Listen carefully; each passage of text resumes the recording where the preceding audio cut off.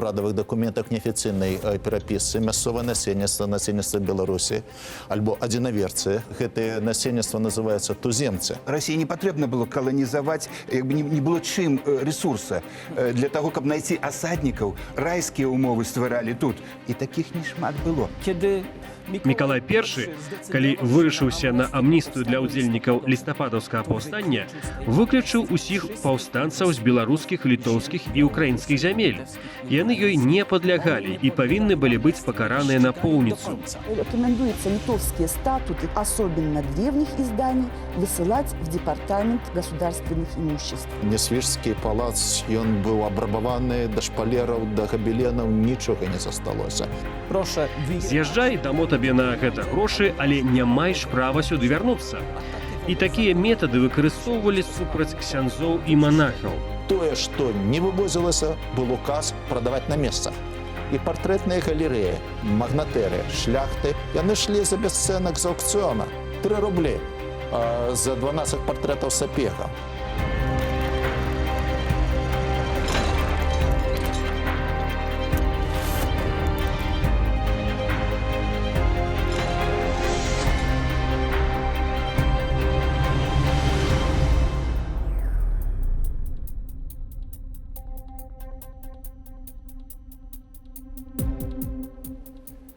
Распачынаем інтэрмарыум. Дэбаты гісторыкаў усходняй Еўропы на Белсаце. 1832 год. Мястэчка Дзярэчын, уладанні сапегаў. У межах палітыкі канфіскацыі расійскія войскі вывозяць у Петербург тонны аб'ектаў матэрыяльнай і культурнай каштоўнасці. Якімі былі маштабы палітыкі канфіскацыі ў 19 стагоддзі? Куды траплялі, дзе знаходзяцца і знаходзіліся аб'екты беларускага багацця, і ці мае сёння Рэспубліка Беларусь шансы і самае галоўнае жаданне вярнуць гэтае багацце дадому. У нашай студыі сёння госці з 3 дзяржаваў. Я прадстаўляю Лілію Коўкель, доктара гісторыі з Інстытута гісторыі Польскай акадэміі навук, выбітная даследчыца кніжных скарбаў, кніжнай гісторыі на беларуска-літоўскіх землях. Станіслаў Вех, прафесар, доктар гісторыі, кіраўнік кафедры гісторыі 19 стагоддзя універсітэту Яна Кахановскага ў Кельцах, Польша. Вітаем. Мікалай Нікалаеў, загадчык аддзела рэдкіх кніг расійскай нацыянальнай бібліятэкі, Санкт-Петербург. Вітаю вас. І Александр Радзюк, кандыдат гістарычных навук, даследчык палітычных рэпрэсій у дачыненні да прадстаўнікоў беларуска-літоўскіх земляў у 19 стагоддзі. Вітаем. Жадаю нам усім добрай змястоўнай дыскусіі. А цяпер, калі ласка, увага на экран.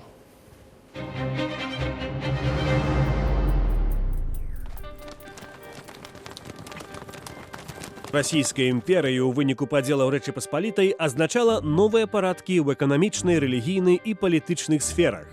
Палітыка русіфікацыі, разбору шляхты, увядзення рэкрутчыны і многія іншыя чыннікі справакавалі нацыянальна-вызвольныя паўстанні 1830 і 1863 гадоў.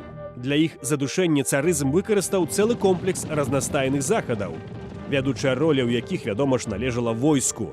Але справу, распачатую казацкімі штыкамі, далей працягвалі расійскія законы і чыноўнікі.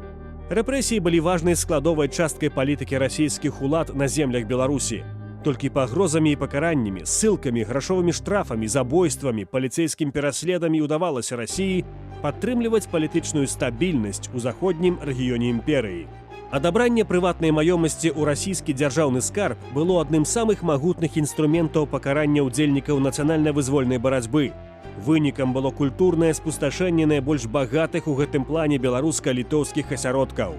Вядома, што нашыя шляхецкія і магнацкія роды цягам многіх пакаленняў назапашвалі разнастайныя мастацкія творы і каштоўнасці, прадметы антыкварыяту, творы лепшых сусветных майстроў розных эпох, каштоўныя камяні і рэдкія ўпрыгожванні, вырабы з срэбра і золата, мармуру і фарфору, калекцыі манет і зборы іншых твораў мастацтваў былі важным атрыбутам кожнага шляхецкага рода, які меў за сабой трывалае эканамічнае заплечча. Асобна ў гэтым пераліку стаяць багацейшыя бібліятэчныя зборы, якія былі важным элементам прыналежнасці да эліты. і месцам назапашвання старажытных фаліянтаў і фамільных архіваў ні аднаго пакалення іх уладароў. Нясвіж Радзівілаў, Дзярэчын Сапегаў, Свісла Чтышкевічаў, Дзятлава Солтанаў, Азёры Валіцкіх, Смаргонь Пшэздзецкіх. Іншыя рэзідэнцыі сваім багаццем і унікальнасцю збораў лёгка маглі даць фору падобным асяродкам у Германіі, Францыі ці Польшчы. Канфісковуючы, а фактычна рабуючы нашыя землі, расійская адміністрацыя спустошыла найбольш багатыя ў культурным плане сядзібы мясцовага набілітэту. У Пецярбург вазамі вывозілі ўсё самае каштоўнае. Толькі ў 1835 годзе на манетны двор Пецярбурга было звезена больш за 320 кілаграмаў срэбраных вырабаў з магнацкіх і шляхецкіх сядзібаў беларуска-літоўскага краю, кнігазборы, сямейныя архівы і рукапісная спадчына перадаваліся ў расійскае ведамства народнай асветы. Багатыя інтэр'еры вывозіліся для аздаблення афіцыйных дзяржаўных устаноў і загарадных імператарскіх рэзідэнцый. Галерэі фамільных партрэтаў і многа іншае, чаму расійскія ўлады не змаглі знайсці практычнае прымяненне, прадаваліся з аўкцыёнаў. Значная частка гэтых каштоўнасцяў была разрабавана царскімі чыноўнікамі. У выніку найбольш вартыя артэфакты з тэрыторыі беларускіх зямель апынуліся па-за межамі нашай краіны. Лёс некаторых з іх па сённяшні дзень невядомы, але большая іх частка знаходзіцца ў музеях Санкт-Пецярбурга, Масквы і Варшавы.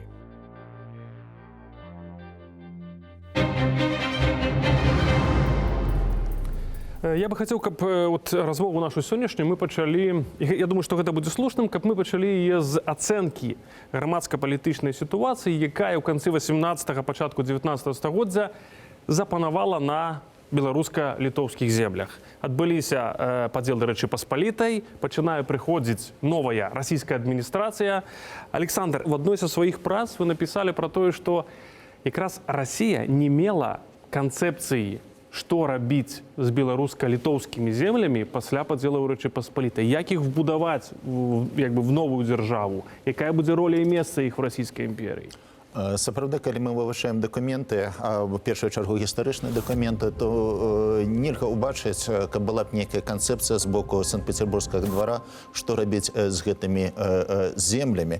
І тут можна назіраць досыць цікавыя з'явы, што ва ўрадавых дакументах неафіцыйнай перапісцы мясцовае насельніцтва Беларусі, альбо адзінаверцы, як калі-нікалі Кацярына II называла далучаныя беларускія землі, у ўрадавых дакументах гэтыя насельніцтва называецца туземцы. То есть можно сказать, что это была политика колониальная. На некоторой ступени, як в этот час колониальную политику будовала Франция, колониальную политику будовала Британская империя, в той же самой Индии, в том же самом Афганистане. И эти элементы просочваются. И основным штуршком, что з'явилося переломным моментом переходу выпрацоўкі мераў з боку расійскага ўрада з'явіліся паўстанні. Паўстанне 1831 года, паўстанне 1863 года. Гэта былі выклікі з боку заходняга рэгіёна, на которые расійская імперія пачала шукаць адказы. І толькі тады, пасля гэтых паўстанняў, яна пачынае распрацоўваць гэтую палітыку. І асноўным элементам гэтай палітыкі з'яўляюцца рэпрэсіі. Не эканамічнае загаспадарэнне, не правядзенне нейкіх даследаванняў гэтай тэрыторыі, а в першую чаргу гэта рэпрэсіі. Расійская імперія была шматнацыянальнай дзяржавай, якая ўключыла іншыя дзяржавы і ўжо меліся модусы кіравання, напрыклад, Вялікім княствам фінляндскім. У расійскай імперіі былі прыбалтыйскія губерніі, дзе нацыянальнае і зямельнае пытанне вырашаліся зусім іншым чынам. І былі вялікарасійскія імперіі, і былі азіяцкія уладанні, дзе у кожным з гэтых рэгіёнаў іначай пытанне вырашалася. І калі землі Рэчы Паспалітай былі ўключаны ў склад расійскай імперіі, перед адміністрацыяй, я так разумею, быў выбар модуса кіравання. І першыя крокі, я магу сказаць пра кніжную культуру, першыя крокі, то в Віленскім універсітэце выдаецца буквар, в друкарні Завадскага выдаецца буквар рускай і польскі. Адміністрацыя хацела як бы мінімум рускай мовы для кіравання краем і аддаць мясцовым ўсё астатняе. Але мясцовыя не знайшлі бесконфликтный модус. Пошли повстания. Повстание 1831 года улада притиснула. Далее улада ізноў робіць наступны крок і пачынае падтрымліваць і раскладаць грамадства, і пачынае падтрымліваць сялян як асобны слой. Это тых людзей, на которых яна будзе абапірацца як русских у адрозненні ад польскай шляхты. І вось гэты сацыяльна-нацыянальную праблему за шмат часу да бальшавікоў расійская ўлада вымушана была вырашаць. І гэта таксама адлюстравалася ў кніжках. Мы бачым усплеск беларускіх выданняў, калі так можна было, з боку афіцыйнага. Імператор Александр II прыязджае ў Вільню, і да яго мясцовая інтэлігенцыя друкуе альбом, так званы віленскі альбом, і ў тым ліку там беларускія вершы, там французскія тэксты, польскія тэксты і беларускія. І літоўскія. І вось усе гэтыя тэксты да імператара, і нібыта згода такая грамадская намечваецца, як бы накрэсліваецца. Гэта не атрымалася. Паўстанне 1863 года касуе гэту тэндэнцыю. І тады беларускія кніжкі з тэкстамі праваслаўнымі, антыкаталіцкімі, але беларускія замяняюцца на рускія і на больш катэгарычнае, так сказаць, адмаўленне мясцовай традыцыі. Унія супраць, беларуская мова супраць. Ось, То есть я правильно разумею, вот такая ёсць непапулярная думка, як бы ў навуковым асяроддзі, што вось гэта рэпрэсіі і канфіскацыя, про якую мы вось у нашай праграме гаворым, гэта была вось такая цана за тыя паўстанні, якія падымаліся на наших землях. Я дадам, бачыце, паралельна ішоў працэс забірання зямлі ў каталіцкай царквы, у касцёла. І тое, што зрабілі ў Еўропе даўно, то есть французская рэвалюцыя пазабірала землі ў сваіх каталікоў даўно. А ў расійскай імперыі засталася такі анахранізм. У касцёла занадта шмат было зямлі, як з боку гледжання дзяржавы. Дзяржава забірала, дзяржава ведала, што зачыняючы кляшторы, яна атрымае і матэрыяльныя каштоўнасці. І яна рыхтавала бібліятэкі да таго, што кляшторныя бібліятэкі будуць у дзяржаўныя сховішчы пераведзеныя. І потым я супрацоўнік расійскай нацыянальнай бібліятэкі, это была імператорская публічная. Імператорская бібліятэка атрымлівала гэтыя канфіскаты і не ведала, што з імі рабіць. Таму што аказвалася па 100, па 200 экземпляраў адной той самай кнігі. І яна не павінна была знішчаць кнігі. Кнігі не знішчалі. І яна павінна была уладкаваць кнігі. Частку адпраўлялі ізноў у Польшчу, Варшаўскі універсітэт. Частку па ўсіх расійскіх універсітэтах. Харкаўскі, Маскоўскі, Гельсінкі, Пажар і туды. На Беларусі універсітэта не было, на Беларусі не было куды адпраўляць. Беларусь аказалася тэрыторыяй пусткі. Калі мы вернемся до палітыкі царызму на землях Беларусі, хацелось бы падкрэсліць, што гэта палітыка мела, рэпрэсіўная палітыка мела шэраг момантаў рэгіянальнага характара, які былі адрасаваны ў полным сабранні законаў расійскай імперыі. Гэтая палітыка не мела аналага ўнутры самой імперыі і на іншых яе рэгіянальных узроўнях. І ў першую чаргу гэта тычылася якраз мера пакарання канфіскацыя маёмасці. Справа ў тым, што ў тым выглядзе, якая існавала канфіскацыя на землях Беларусі на працягу ўсяго першай паловы 19 стагоддзя, у расійскай імперыі яна не была замацавана. У расійскай імперыі канфіскацыя маёмасці, прыватнай уласнасці, як такога віду пакарання першай паловы 19 стагоддзя не было. Яна існавала толькі на беларуска-літоўскіх, украінскіх землях. І калі вывучаем гэтае пытанне, чаму менавіта ў гэтым рэгіёне расійская імперыя захавала дадзеную меру альбо ввела дадзеную меру пакарання, адабрання ўласнасці ў казну, тут прыходзім да высновы, што асноўнай прычынай, чаму існавала падобная мера пакарання менавіта на землях Беларусі, Літвы, Украіны, гэта тое, што гэта быў адзіны дзейсны механізм пакарання ўдзельнікаў паўстання. Бо асноўным пасля паўстання, пасля паразы паўстання таго ж самага 1831 года тысячы яго ўдзельнікаў эмігравалі ва Францыю. Гэта час так званай вялікай эміграцыі. Ну як іх пакараць? Ніяк. Тое самае паходы Наполеона. 1812 год. Яны з войскамі Панітоўскага, з войскамі Наполеона, яны даходзяць ва Францыю, іх няма. Фізічна іх в Сібір не вышлеш. І адказнасць была складзена менавіта вось такім чынам, адбіралі маёмасць, прыватную маёмасць гэтых удзельнікаў. І што яшчэ раз падкрэсліваю, у расійскай імперыі, самой цэнтральнай Расіі, такой меры пакарання не было.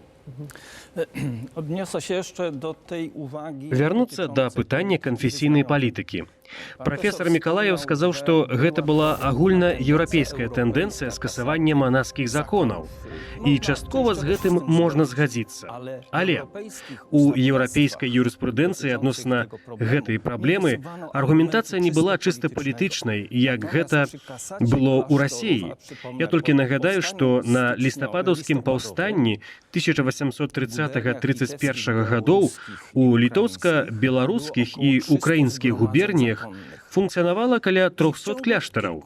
І цягам некалькіх наступных год расійскія ўлады ліквідавалі 200 манастыроў. І нагодай для гэтага не была прыкладам недастатковая колькасць манахаў ці адсутнасць актыўнай душпастарскай дзейнасці. Прычына была выключна палітычная. І тое самае паўтарылася ў 1865 годзе падчас чарговай хвалі касацыі кляштараў. Мне трапляліся дакументы, у якіх адзін монах стаў прычынай закрыцця адразу 3 кляштараў. На пачатку ён збег з кляштара ў атрад паўстанцаў, што і сталася прычынай закрыцця першага. Пасля адбылося яго рукапалажэнне ў іншую манаскую супольнасць. Гэта было патрактавана тагачаснымі ўладамі як падтрымка паўстанцаў, і віна ляжыць на ўсіх манахах. Натуральна, што гэты кляштар таксама ліквідавалі. І трэці кляштар, дзе яго знайшлі, напаткаў такі ж лёс за тое, што яго быццам там хавалі. 3 кляштары зачыненыя па палітычных матывах, без увагі на тое, як яны функцыянавалі. Чарговы прыклад, нідзе ў Еўропе не выкарыстоўваліся пашпарты ў адзін бок для духавенства. З'язджай, дамо табе на гэта грошы, але не маеш права сюды вярнуцца. І такія метады выкарыстоўвалі супраць ксяндзоў і манахаў. Тым самым расійскія ўлады хацелі ачысціць гэтыя землі і культуру ад каталіцтва. Яны хацелі пазбавіцца і каталіцкай сімволікі. Ліквідацыя касцёлаў, забарона ставіць каталіцкія крыжы – гэта ўсё элементы гэтай палітыкі. Калі на месцах касцёлаў паўставалі цэрквы, а лацінскі крыж замяняўся на праваслаўны. І ў адносінах да гэтых земляў быў выпрацаваны дактрынальны падыход, які заключаўся ў тым, што гэтыя тэрыторыі павінны быць нанова скаланізаваныя. Гэта так і трактавалася новая каланізацыя. Перасяляем з Расіі праваслаўнае духавенства, бо мясцовага няма. Ёсць толькі мясцовыя уніяцкія святары, але яны не вартыя палітычнага даверу. Перасяляем іх з цэнтральных рэгіёнаў Расіі з адмысловай апрацоўкай. Перасяліць чыноўнікаў, бо мясцовыя таксама не выклікаюць даверу. Ну і, натуральна, перасяліць на гэтай тэрыторыі расійскіх асаднікаў, таму што мясцовае сялянства таксама ненадзейнае. І гэты прыклад новай каланізацыі гэтых зямель, каб зацвердзіць на іх свае правы. Але спачатку трэба ажыццявіць гэтыя палітычныя акты. Гаспадар прафесор, я хацеў бы, каб вы працягнулі адказ на гэта пытанне. Калі мы размаўляем в этой студыі пра этот памежжа падзелу Рэчы Паспалітай, усталявання расійскай імперыі, заўсёды мне ўзнікае пытанне, як трактавалі в расійскай імперыі беларуска-літоўскія землі ва ўсіх сэнсах: сімвалічным, палітычным, геапалітычным. Памятаете, песня такая была: «Я вам не скажу за всю Одессу, вся Одесса слишком велика». Але трактовали по-розному. І в залежності від різного часу. Конечно, великим шоком було повстання 1831 года, тому що люди, які дали присягу імператору, порушили присягу. Гэта было не ў традыцыі, і гэта выклікала вельмі моцную рэакцыю двара, які быў пабудаваны на феадальнай сістэме такого падпарадкавання, ну, як бы сказаць, сяброўскага, нават калі хочаце, ну, не сяброўскага, але страты. Яны парушыўшы прысягу, вельмі істотныя такія рэчы глыбокія шляхта Великага княства Літоўскага. І імператор вельмі асцярожна. Я не згодны з прафесарам, калі ён кажа, што і з калегай з Гродна, калі яны кажуць, што палітыка каланізацыі. Тут я б назваў ее трошку іначай, палітыка замацавання каланіяльнымі метадамі. Таму што каланізацыі не хапала. Расіі не патрэбна было каланізаваць, не было чым рэсурса. Для таго, каб знайсці асаднікаў, райскія умовы стваралі тут. Тут давалі зямлю з вялікімі зніжкамі, давалі банкаўскі працэнт тым, хто прыедзе з Расіі. І такіх не шмат было. А з тых, хто прыязджаў, яны не маглі з гэтым асяроддзем жыць. Яны вельмі часта прадавалі зямлю. З культурнай палітыкай тое самае. Я ўжо казаў пра кнігавыданне, але з іншага боку ціск памнажаўся. І, конечно, пасля 831 года паўстання ціск быў толькі на удзельнікаў і толькі на магнатэрыю. Пасля 1863 года ўся мясцовая шляхта трапіла ў недавер, трапіла ў не свае, трапіла як бы у такія акалічнасці, хаця кампрадорскія шляхцічы знаходзіліся, і яны знаходзілі месцы ў адміністрацыі края. Ну добра, але з іншага боку атрымліваецца, што адрозненні, адметнасці, супярэчнасці паміж шляхтай беларуска-літоўскай і адміністрацыяй расійскай былі настолькі моцнымі, што спатрэбіліся дзесяцігоддзі, і дзесяцігоддзі рэпрэсій, каб хоць нейкім чынам устабілізаваць сітуацыю. Рэпрэсіі развіваліся паралельна. Яшчэ самы жорсткі прыгнятальнік Мурав'ёў, які атрымаў мянушку вешальнік, ён ведаў, што палітыка кнута павінна спалучацца з палітыкай перніка. У Мурав'ёва, напэўна, ведаю па гісторыі роднага Наваградка, што у Мурав'ёва была падтрымка сярод паноў наваградскіх. Таму што ён перад тым, як стаў віленскім генерал-губернатарам, ён быў кіраваў маёмасцю расійскай імперіі, і ён у каталіцкіх кляштараў забралі зямлю кругом Наваградка. Гарадскі магістрат звярнуўся з просьбай даць эту зямлю на рост горада. Але мясцовыя памешчыкі таксама звярнуліся і атрымалі ў аренду гэтую былую зямлю кляштараў. Яны атрымалі вельмі выгадную аренду на 50 гадоў. І Мурав'ёў іх падтрымаў. Мурав'ёў, значыць, адціснуў горад, спыніў магчымасці Наваградку разрастацца ў шыркі, а гэтыя паны, которые пабралі па кругом горада зямлю, каталіцкіх кляштараў, яны, значыць, спачывалі спакойна. І гэта адна, напрыклад, з прычынаў, чаму у наваградскім павеце паўстання не ўсе падтрымалі, не ўся шляхта падтрымала. Тыя, хто атрымаў ад дзяржавы пернік, яны сядзелі ціха. Mogę tutaj dodać, że jednak... Каланіяльная палітыка і праблема яе фінансавання – гэта дзве розныя рэчы. To są dwie odrębne rzeczy. Na wiele Так, грошай на ўсё ў расійскай імперыі не хапала, але ў планах быў такі пункт – павелічэнне субсідый на каланізацыйныя дзеянні, напрыклад, перасяленне праваслаўных сялянаў, духавенства, на чыноўнікаў і дадатковыя для іх рэчы. Толькі ў казне бракавала грошай, бо паўстанні таксама цягнулі з казны вялікія грошы. Пра што сведчыць і продаж Аляскі і прырост знешняга доўгу. Яшчэ адзін факт, які сведчыць пра адрознасць гэтых тэрыторый. Мікалай I, калі вырашыўся на амністыю для ўдзельнікаў лістападаўскага паўстання, выключыў усіх паўстанцаў з беларускіх, літоўскіх і украінскіх зямель. Яны ёй не падлягалі і павінны былі быць пакараныя напоўніцу. І гэта сведчыць пра тое, што ішоў выключны пераслед польскіх элементаў дзеля іх знішчэння любым спосабам. У гістарыяграфіі, таксама і расійскай, гэтыя паўстанні былі польскімі, без увагі на актыўны ўдзел мясцовага насельніцтва. Важна і тое, што маніфесты паўстання дэкларавалі аднаўленне межаў Рэчы Паспалітай да 1772 года, чаго расійская імперія не магла дапусціць ні ў якім разе.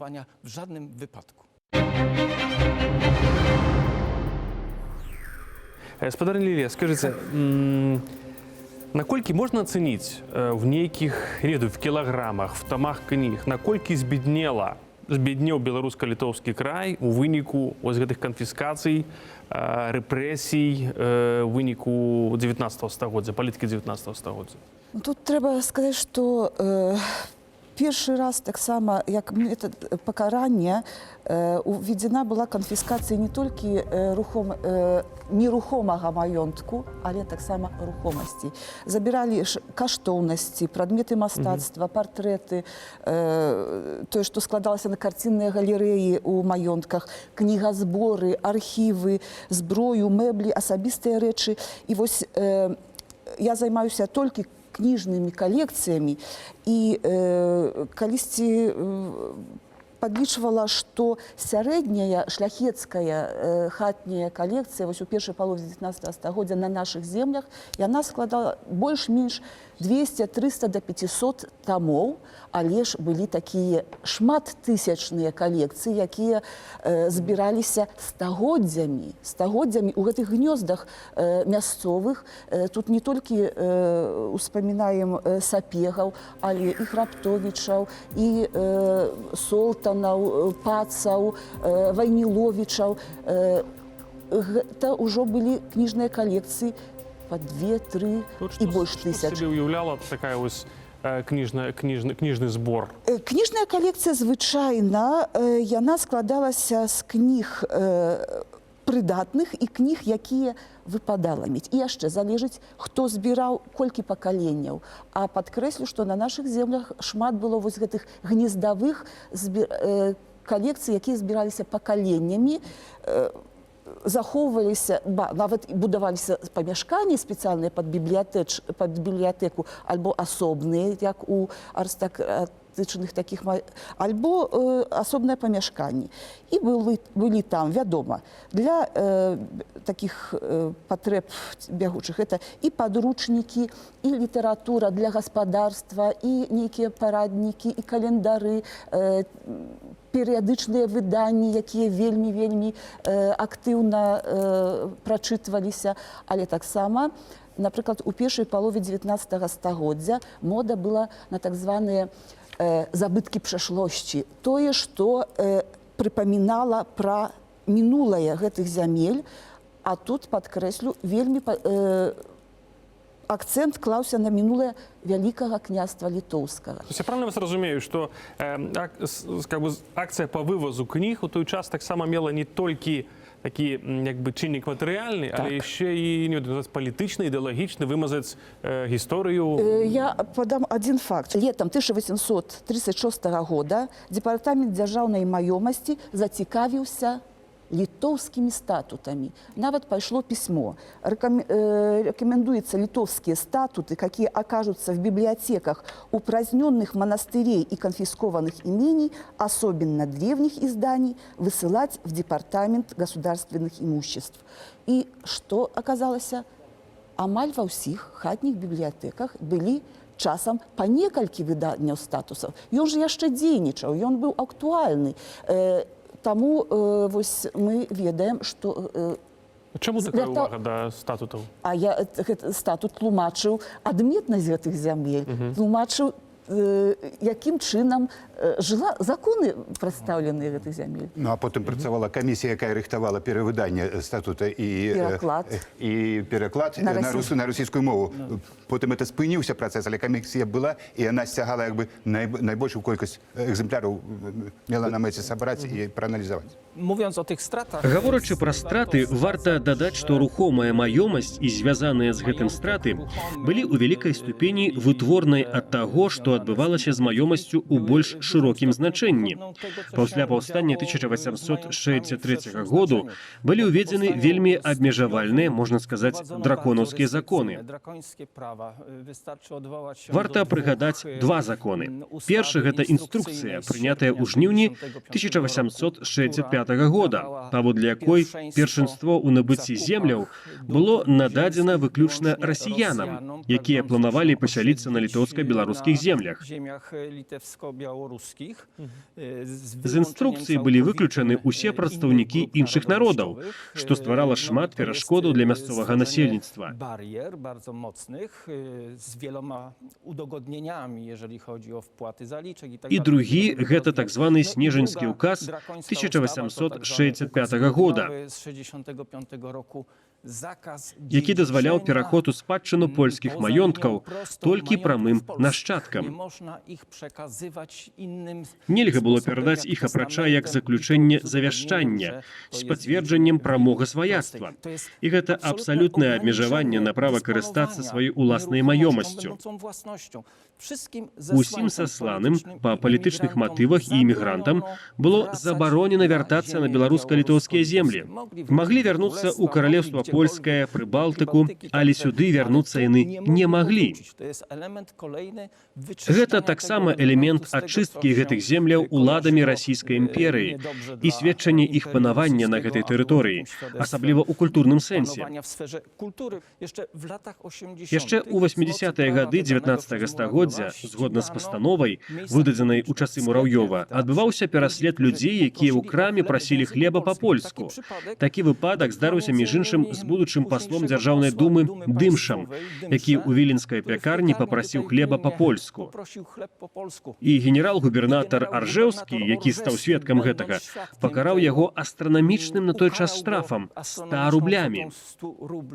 Калі мы кажам пра аб'ёмы, можам явіць сабе Несвіжскі палац. Несвіжскі палац в 1812 годзе, все, што радзівілы там накапілі, а гэта было безліч розных каштоўнасцей, яны былі літаральна ў 2-3 дні вывезены. В 1812 год Несвіжскі палац, ён быў абрабаваны да шпалераў, да габеленаў, нічога не засталося. І пры гэтым гэтая акцыя адбывалася па-за правам. То есть адмірал Чычагаў, ён шоў, і тут яму даводзяць, што тут ёсць такі палацык файны, дзе радзівілы, які падтрымалі Наполеонаў, і ён па сваёй ўласнай ініцыятыве. Ніхто яму ніякага... Гэта было рабаванне. Гэта было рабаванне, але гэта было рабаванне, куды гэта ўсё пайшло. Яно ўсё пайшло ў Санкт-Петербург. Радзівілаўскія гэтай калекцыі, яны пайшлі ў Санкт-Петербург, яны пайшлі ў Харківскі універсітэт, а яны пайшлі ў Маскву. Канешне, яны набівалі гэты генералітэты, той же самы генерал Тучкоў, які далучыўся да гэтага рабунку, яны набілі свае кішэні. Гэта была распаўсюджаная практыка і пасля паўстання 1831 года. І калі мы кажам пра аб'ёмы, ну вось трэба мераць радавымі гнёздамі. Гэта той ж самы Дзерэчын, гэта класічны выпадак. І тут, дарэчы, калі мы разглядаем справу Дзерэчына, вельмі цікавая справа была канфіскавана ў Евстафія Сапега. Але Евстафія Сапега мае свайго кузіна, Ксавіра Сапега. Яны в абсалютна аднолькавай ступені прынялі ўдзел паўстання. Яны далучыліся да паўстання ў Варшаве. Яны служылі на адным і тым жа пасадзе.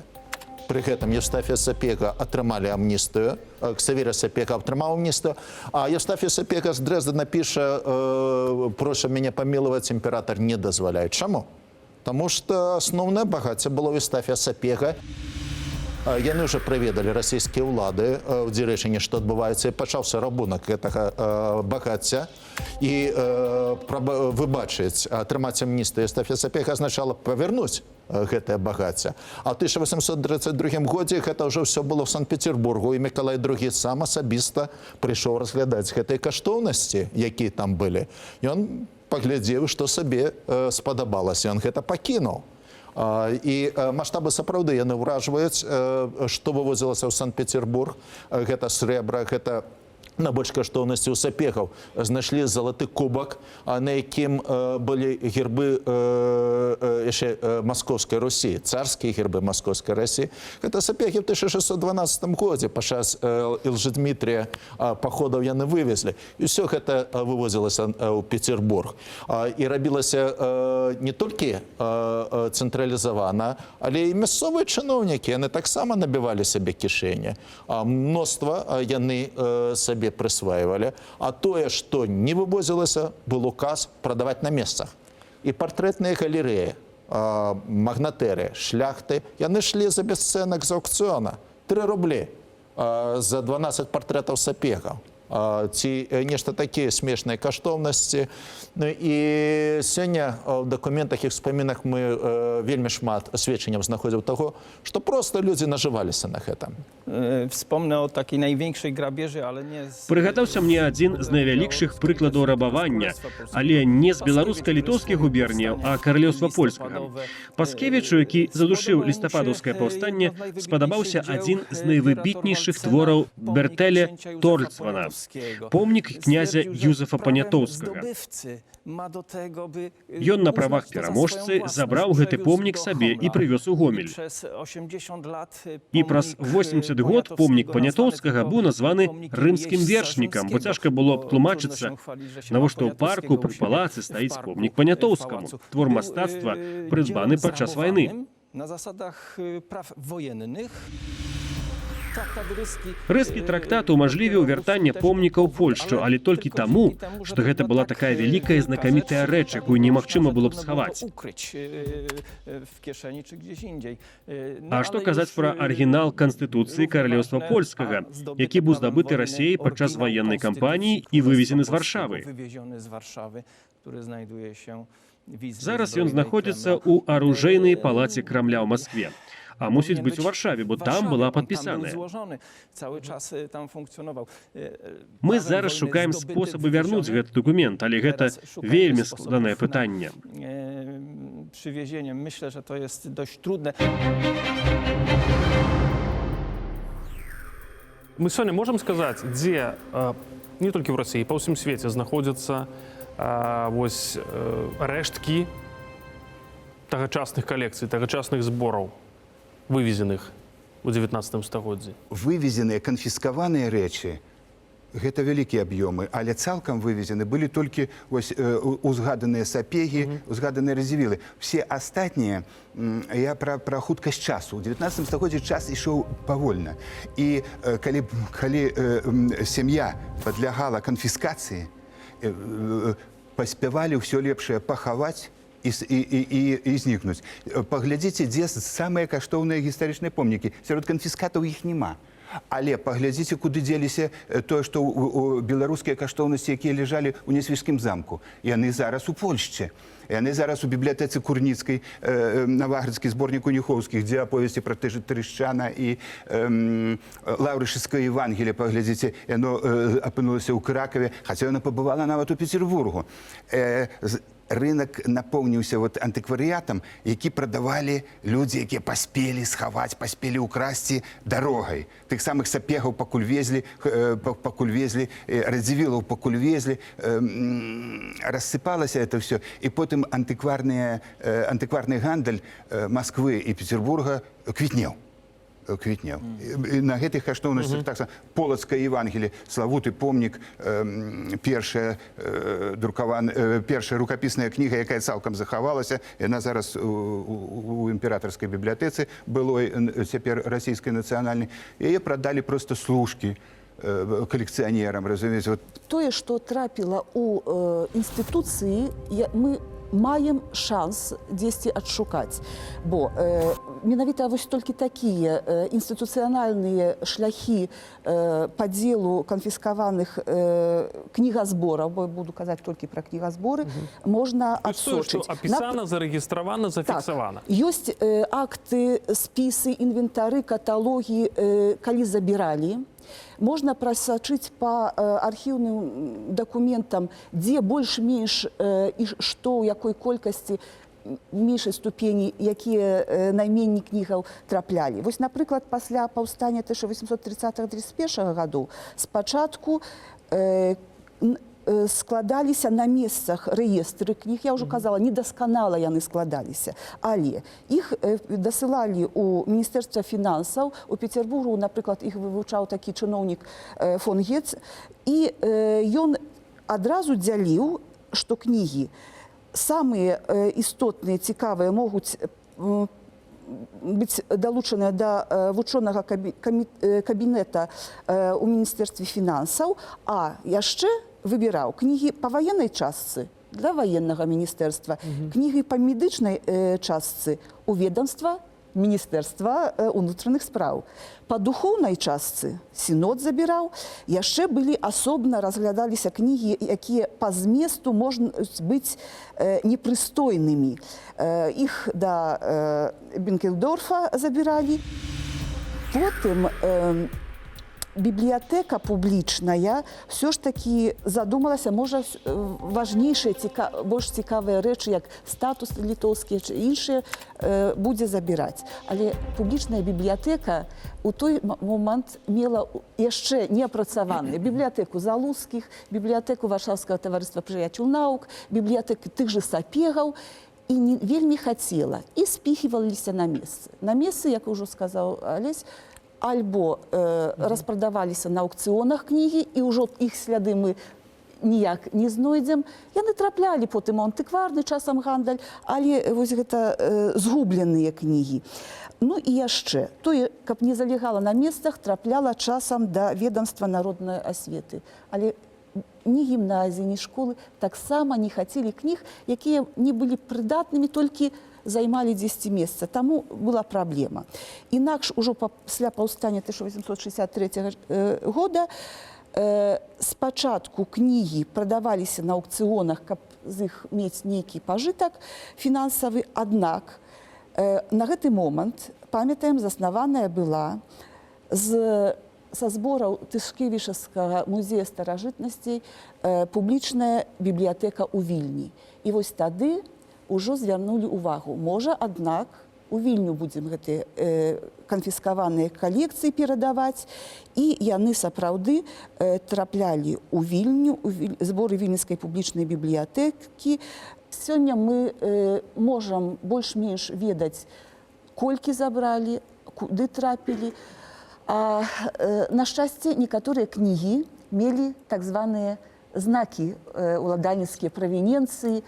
Это маглі быць подпісы, экслібрысы, это маглі быць пячаткі, суперэкслібрысы нават, пазнакі ўжо на знешняй акладцы кнігаў.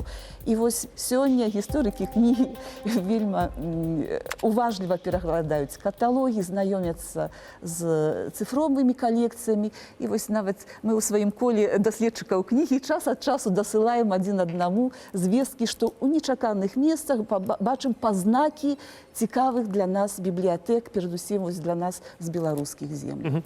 Пан прафесор, як у Польшы сённяшняй ставіцца да ось гэтай таго багацця, якое было вывезена з гэтых беларуска-літоўскіх земляў, як да польскай страчанай спадчыны? Ці ўсё ж такі берецца пад увагу, што яны былі вывезеныя з беларуска-літоўскага краю? Problem jest niezwykle skomplikowany od strony. Гэта надзвычай складаная праблема. І з пункту гледжання права, а з другого боку лакалізацыі, пра што ўжо тут гаварылі. На маю думку, факт тэрытарыяльнай прыналежнасці архіўных і бібліятэчных твораў, а таксама твораў мастацтва, павінна брацца пад увагу, калі, канешне, магчыма гэты факт устанавіць.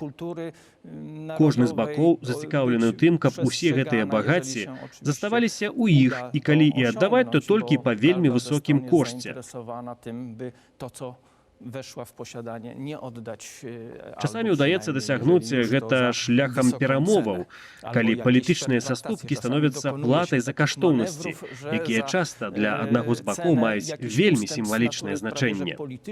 Zgadzamy się na zwrot jakiejś tam rzeczy drobnej w sumie, ale symbolicznej dla drugiej strony. Ну, і то есть важне питання. Це ми можемо, як в нашому випадку, як Республіка Білорусь, претендувати на вертання розных скарбаў, у тым ліку і кніжнай спадчыны вывезенай. Ці ёсць жаданне такое у Рэспубліцы Беларусь сёння? Александр. Тут ми вступаємо досить на таку стяжинку слізкую, яка знаходиться у завідуванні дипломатів і права, тому що є поняття реституції. І, наколькі я ведаю, Республіка Білорусь на сьогоднішній день ніяких заходів по вертанню влади Білорусі, ми кажемо. Влади Білорусі ніяких заходів по вертанню Маёмасці вывезены з яе тэрыторыі на працягу розных стагоддзяў не рабілі і не робяць. Чым гэта выклікана? Магчыма, якраз распрацаванасцю юрыдычнай базы, нежаданнем псаваць адносіны з суседзямі, альбо проста аморфнасцю, вырашэннем Неразуменнем важнасці. Важнасць мае так і іншыя рэчы на сённяшні дзень. Чым гэта выклікана? Хутчэй за ўсё комплексам усіх гэтых прычын, але на сённяшні дзень мы сцвярджаем, што беларускія ўлады ніякіх захадаў пакуль што не прадпрымалі і не чуваць, каб штосьці ў бліжэйшым будучым, а нейкія захады ў гэтым кірунку былі Ну, добра, але зроблены. ще хацеў бы вось, спадар прафесар, задаць пытанне пра тое, ці гатова Расія, скажам, да вяртання канфіскаванага з беларуска-літоўскіх землях. І вось тут ёсць расійская газета з інтэрв'ю з дырэктарам дзяржаўнага эрмітажа Міхаілам Петракоўскім, который кажа пра тое, што з аднаго боку, што яны ўжо супрацоўнічаюць з французамі, з ангельцамі, але ў той жа час ён кажа досыць дзіўную фразу для мяне пра тое, што ўжо трэба спыніцца з такімі установкамі на пакаянне ў звязку з каланізацыяй, маецца на ўвазе з прызнаннем, што было вывезена, адкуль было вывезена і гэтак далей. Ці не прывядзе гэта, на вашу думку, да яшчэ большого закрыцця вось гэтай інфармацыі, гэтых збораў, гэтых скарбаў? Я чытаў артыкул, пра які вы гаворыце, і я хочу сказаць свае нават асабістыя ўражанні. Пасля таго, як я прыйшоў у расійскую нацыянальную бібліятэку, комплекс віны і комплекс страху перад палякамі быў. Таму што паводле рыжскага міру было загадана Леніным аддаць палякам тое, што яны папросяць. А палякі папрасілі ўсё, што датычыць рэчы паспалітай, значыць, усю альбарутэніку таксама. А потым гэта ў Польшчы загінула ў трагічны час паўстання варшаўскага і згарэла. І у нас у бібліятэкараў, старых простых бібліятэкараў, не палітычных дзеячаў, былі такія страхі, што прыйдуць палякі і забяруць яшчэ нешта. Хаця яны там па-свойму дамаўляліся, і гэты працэс быў працэсам кампрамісу. І тое самае сёння кожны супрацоўнік музея і бібліятэкі, ён не хоча, каб рэчы, якія ён захоўвае добра, каб яны сыходзілі. І ў гэтым самым артыкуле ёсць інфармацыя, і я сам быў на выставе, што брытанскі музей рэчы, которые ён вывез, мякка кажучы, незаконным спосабам з Блізкага ўсходу, ён робіць публічныя выставы і нават высылае іх за мяжу. То есть ідзе працэс усё ж такі па ўсім свеце удостępnienia по-польску. Значыць, рабіць культурныя каштоўнасці. Наколькі часу вам патрэбны самы каштоўны помнік, я не ведаю, той самы келіх, пра які вы гаварылі. Прыйсці паглядзець на яго, правда? Прыйсці паглядзець, абысці кругом яго, сфотаграфаваць некалькі разоў, сябе з ім сфотаграфаваць, і ўсё.